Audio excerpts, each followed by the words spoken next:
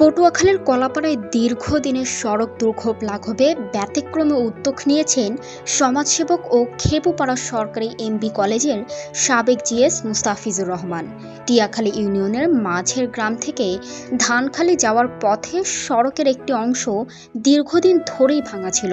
পানির স্রোতে সড়কটির ক্ষতিগ্রস্ত অংশ আরও বেহাল হয়ে পড়ায় পথচারী, যানবাহন, বাজারের ক্রেতা বিক্রেতা এবং স্কুল মাদ্রাসার শিক্ষার্থীদের চরম দুর্ভোগ পোহাতে হচ্ছিল।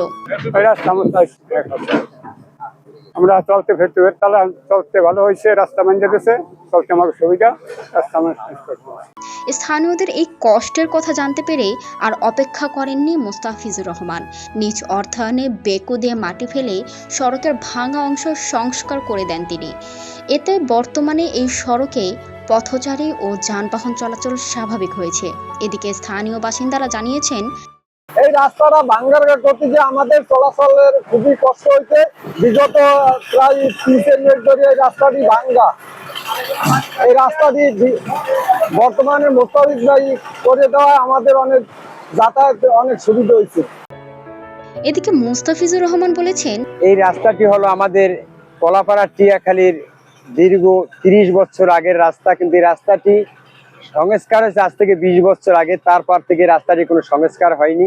এই রাস্তাটি দিয়ে পার্শ্ববর্তী ইউনিয়ন ধানখালী, চম্পাপুর, আরপিসি এর তাপবিদ্যুতের প্রায় কয়েক হাজার লোক এই রাস্তা দিয়ে কলাপাড়ার সাথে যোগাযোগ করে এবং এই এলাকার অনেক স্কুল কলেজের ছাত্রছাত্রী এই রাস্তা দিয়ে চলাফেরা করে।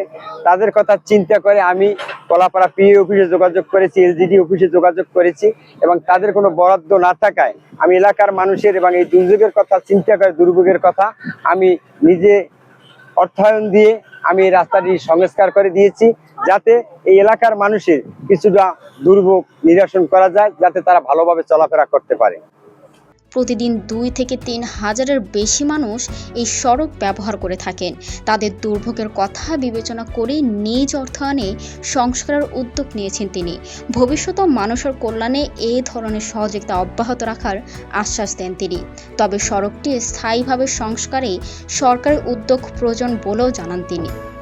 এলজিইডি জানিয়েছে, সরকারি বরাদ্দ পাওয়া গেলে সড়কটির স্থায়ী সংস্কারের উদ্যোগ নেওয়া হবে। ফারহানা মিতু, ঢাকা প্রব।